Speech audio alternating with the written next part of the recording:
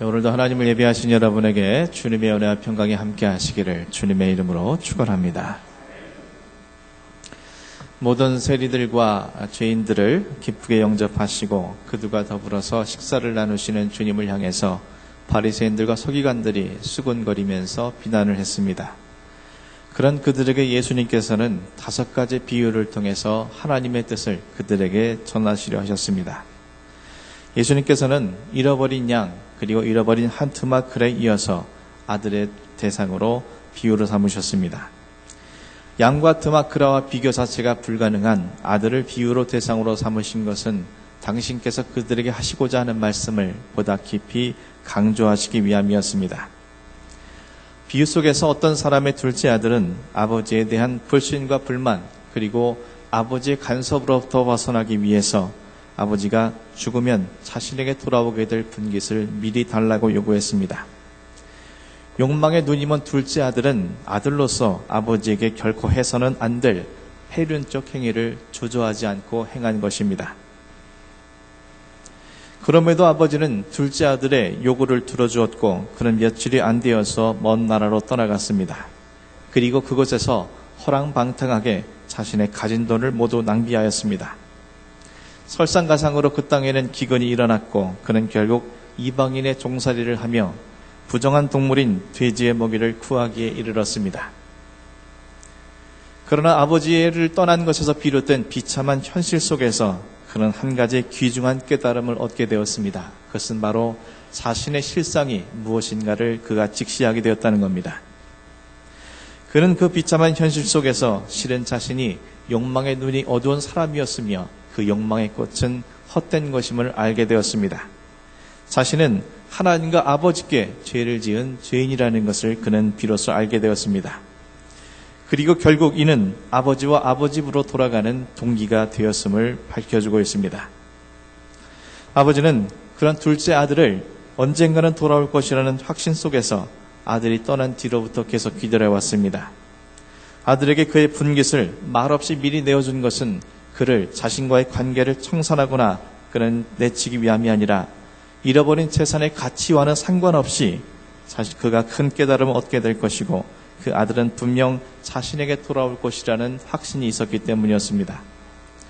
마침내 돌아오는 아들이 먼 곳에 있을 때 이미 아들을 알아보고 아버지는 달려가 목을 안고 입 맞추고 맞이했습니다. 그리고 아들의 신분과 권리를 회복시켜 주신다는 의미로 그에게 옷과 반지와 신을 입히고 신기웠습니다. 그리고 그 아들을 위해서 살진 송아지를 잡고 잔치를 열어 기쁨과 즐거움을 이웃들과 함께 나누었습니다. 아버지가 돌아온 둘째 아들을 위해 벌인 잔치가 한창 무르익을 때였습니다. 오늘 본문 25절에서 27절까지의 말씀입니다. 맏아들은 밭에 있다가 돌아와 집에 가까이 왔을 때에 풍악과 춤추는 소리를 듣고 한 종을 불러 이 무슨 일인가 물은데 대답하되 당신의 동생이 돌아왔음에 당신의 아버지가 건강한 그를 다시 맞아들이게 됨으로 인하여 살진 송아지를 잡았나이다 하니 밭에 있던 큰아들이 집으로 가까이 왔을 때에 집에서 들려오는 풍악과 춤추는 소리를 들었습니다. 그리고 한 종에게 이것이 무슨 일인가라고 질문을 던졌습니다. 그러자 종으로부터 뜻밖의 소식을 듣게 되었습니다. 당신의 동생이 돌아왔는데 당신의 아버지가 건강하게 돌아온 당신의 동생 때문에 살진 송아지를 잡아 잔치를 벌였다라고 전해주었습니다. 종은 마치 이 일이 당연하다는 듯이 큰아들에게 반가이 이 소식을 전했습니다. 종의 이야기를 들은 큰아들이 어떤 반응을 보였는지 28절이 기록합니다. 그가 노하여 들어가고자 하지 아니하거늘 아버지가 나와서 권한대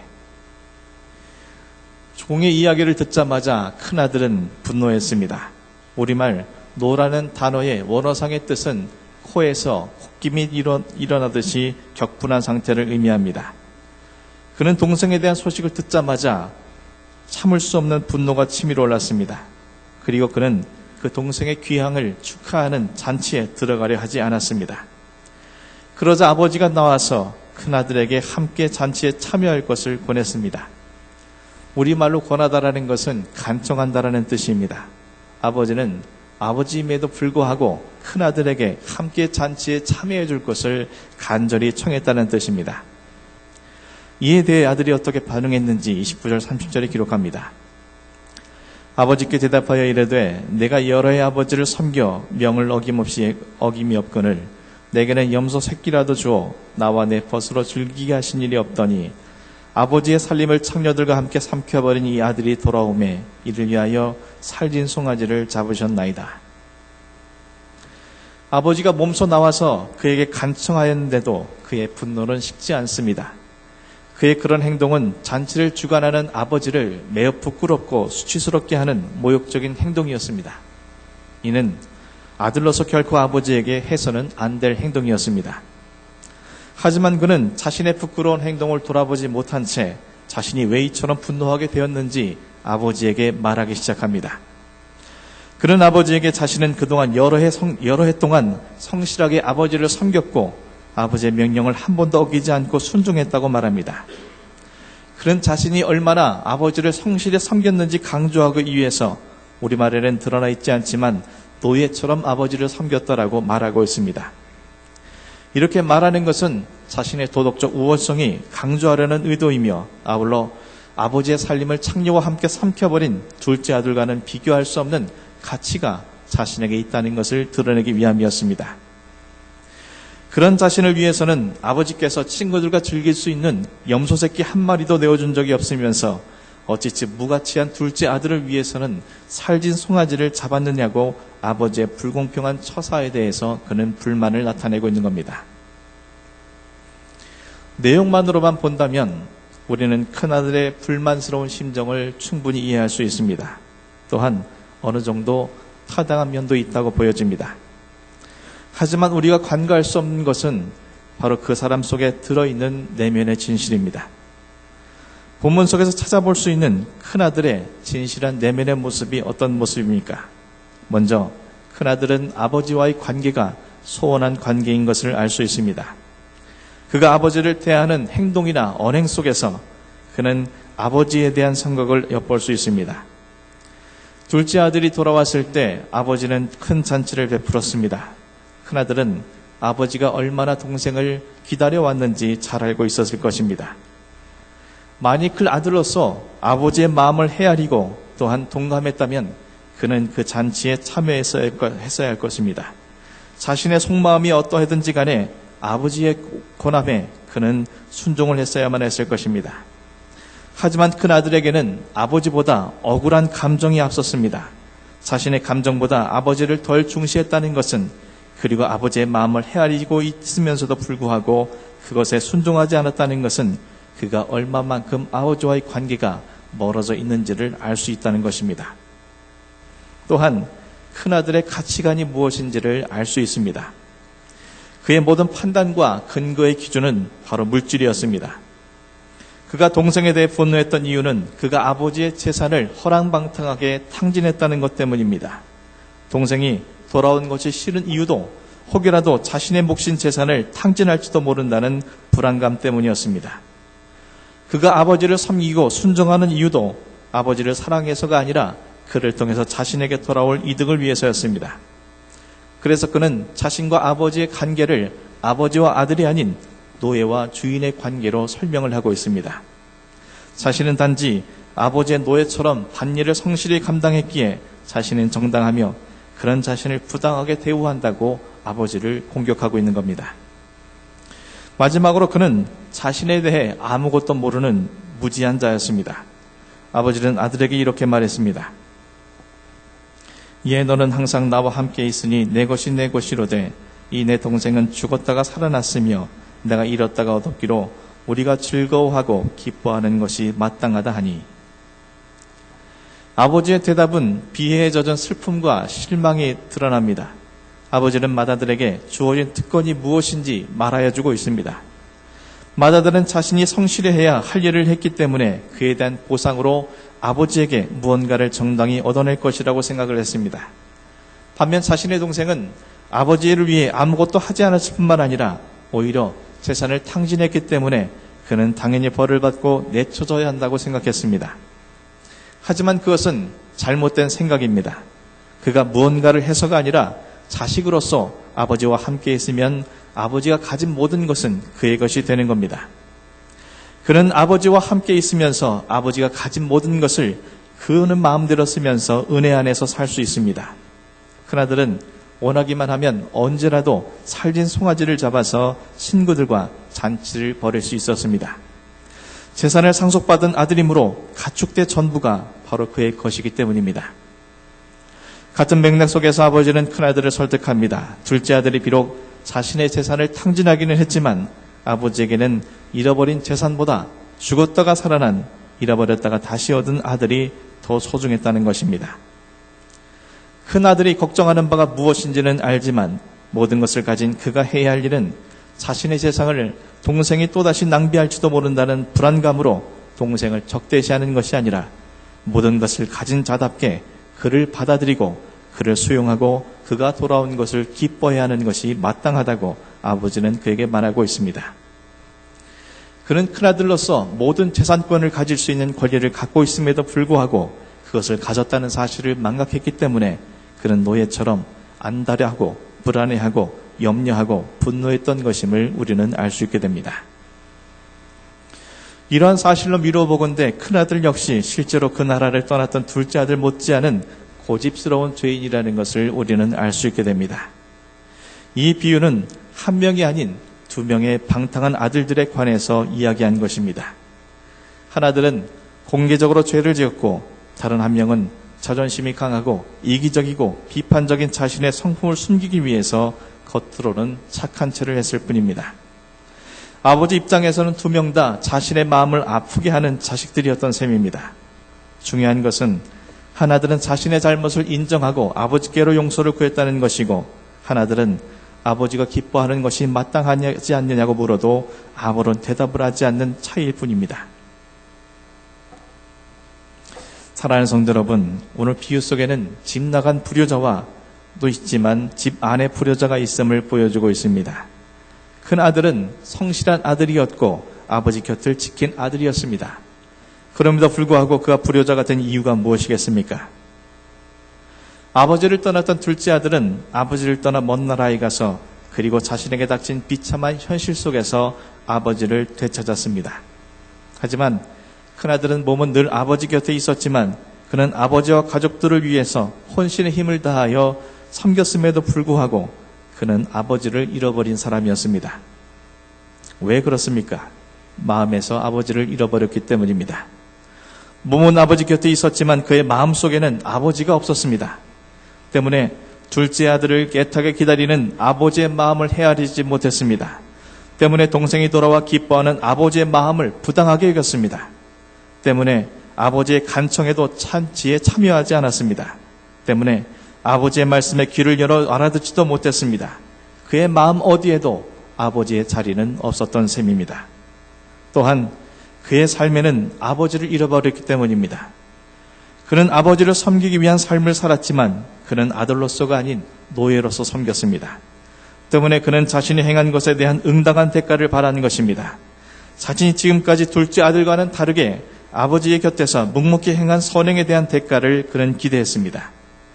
그의 삶 어디에도 아버지의 아들로서의 삶이 아닌 철저히 계산된 그리고 물질을 향한 욕망으로 가득 찬 물질의 노예로 살아가는 삶이었습니다.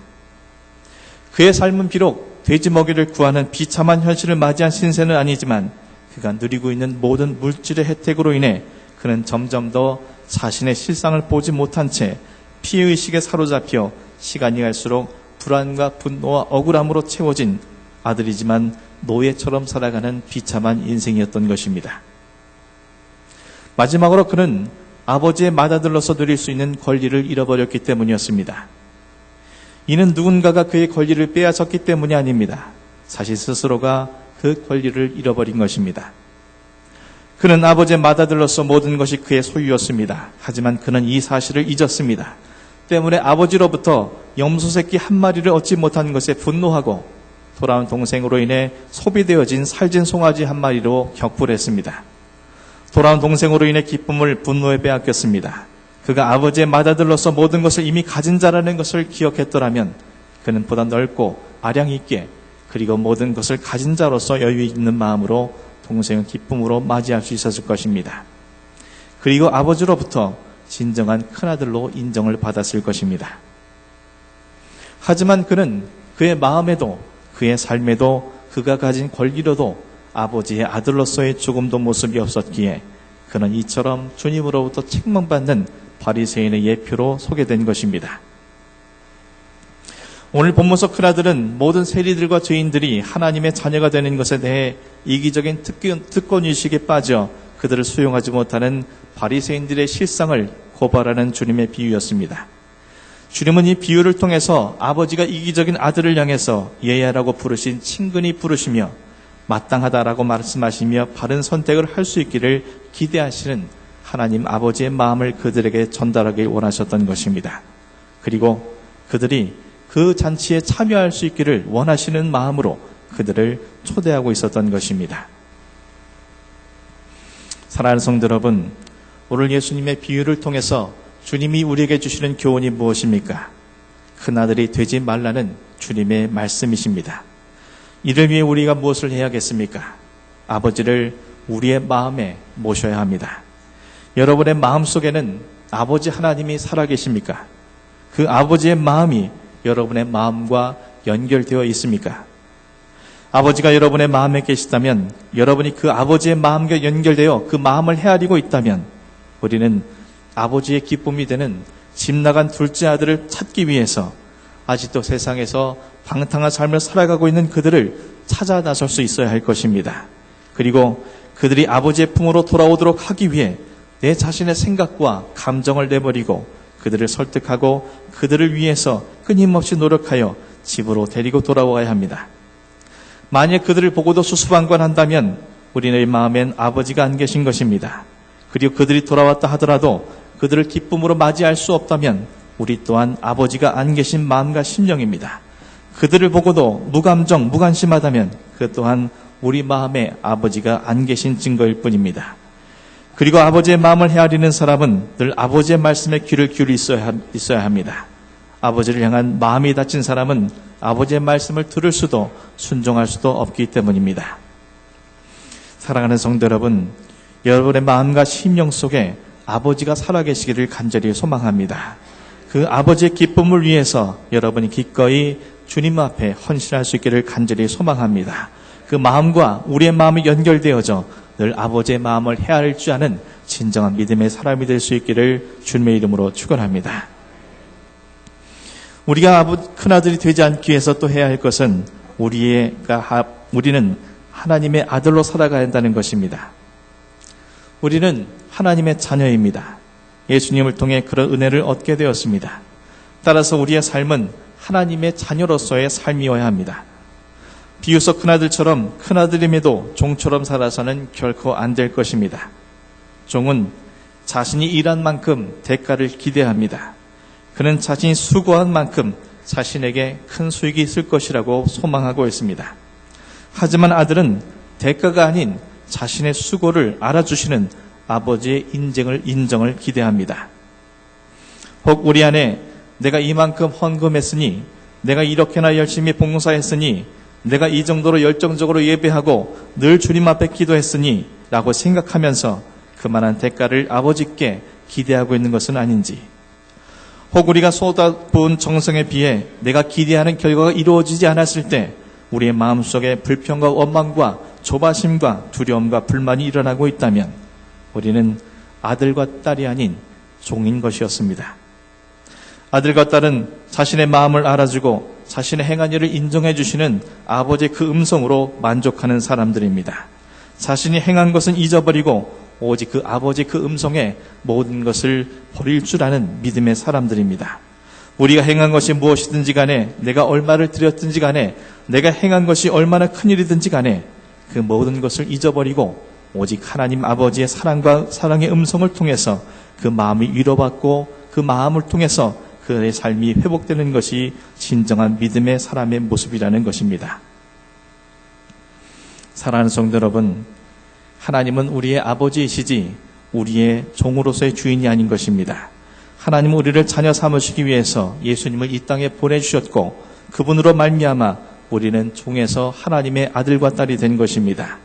그렇다면 우리의 모든 삶을 통해서 아들과 딸로서 살아갈 수 있는 믿음의 모습들이 여러분 안에 있기를 간절히 소망합니다. 아들과 딸로서 하나님 앞에 인정받고 세상 모든 사람들에게 인정받는 진정한 믿음의 사람들 될 수 있기를 주님의 이름으로 간절히 축원합니다. 마지막으로 우리는 아버지의 아들로서 누릴 수 있는 특권을 행사할 수 있어야 합니다. 아버지와 함께 있는 큰아들에게 모든 것이 너의 것이라고 말해준 아버지의 음성은 곧 우리에게 주신 약속입니다. 우리가 하나님 아버지의 자녀라면 우리가 아버지 하나님과 함께 있는 한 아버지의 모든 것은 우리의 것입니다. 이 사실을 믿는다면 우리는 그 권리를 지닌 자답게 살아가야 합니다. 친구들과 함께 즐길 염소 새끼 한 마리를 얻지 못했다고 분노하지 말고, 나와 상관없는 사람에게 살찐 송아지가 소비되었다고 격분하지 말고, 내 눈에 보기에 그가 누리는 것이 과분하고 부당하다고 여겨지더라도 억울해하지 말고, 내 눈에 보기에 그는 부정하고 믿음이 없고 성격이나 성품이 형편없는 사람인데도 나보다 더 많은 것을 누리고 살아가더라도 불공평하다고 불평하지 않고, 우리가 아버지와 함께 있는 한 아버지의 모든 것이 내 것임을 기억하면서 늘 기뻐하며 감사하며, 내게 필요하다면 언제라도 하나님께서 공급해 주시고 책임져 주실 것을 확신하면서 넓고 담대한 마음으로 주어진 권리를 행사하는 것이 바로 우리가 해야 될 일이라고 주님께서는 말씀하고 있습니다. 권리가 주어져도 그것을 행사하지 않는다면 그 권리는 죽은 권리입니다. 주님은 우리에게 온 세상 만물을 우리 위해 창조하시고 우리 위해서 그 모든 것을 공급해 주실 것을 약속해 주셨습니다. 그렇다면 한 가지 때문에 일희일비하지 아니하고, 한 가지 때문에 분노하거나 슬퍼하지 아니하고, 우리의 모든 삶에 하나님의 은혜들을 생각하면서 늘 기쁨과 감사함으로 평안과 진정한 사랑으로 우리의 모든 삶을 채워나가는 것이 바로 우리가 해야 될 일임을 우리는 함께 생각할 수 있습니다. 사랑하는 성도 여러분, 여러분의 마음에 아버지를 모셔두는 진정한 아들, 딸이 되시기를 간절히 소원합니다. 여러분의 삶이 하나님의 자녀답게 살아가지기를 간절히 소원합니다. 여러분에게 주신 하나님의 자녀로서의 특권을 여러분의 모든 삶을 통해서 누릴 수 있기를 간절히 소망합니다. 그때 우리는 하나님과 세상의 모든 사람들에게 하나님의 자녀로 인정받을 것이요, 그런 우리의 삶을 통해서 더 많은 사람들이 하나님의 자녀가 되어지는 역사가 일어날 것입니다. 여러분에게 주신 이 귀한 말씀을 통해서 하나님의 아들, 딸로서 거듭날 수 있는 여러분이 되기를 주님의 이름으로 간절히 축원합니다. 기도하겠습니다. 하나님 아버지, 큰아들의 모습 속에서 우리의 모습은 발견하는 것은 아닌지 이 시간 우리 자신을 돌아보길 원합니다. 아버지 하나님, 우리의 마음속에 정말 아버지 하나님이 살아계신지, 그 아버지의 마음을 헤아려서 우리의 삶이 주님의 기쁨을 위해 살아가지고 있는 것은 아닌지 우리 스스로가 돌아보고 다시금 하나님의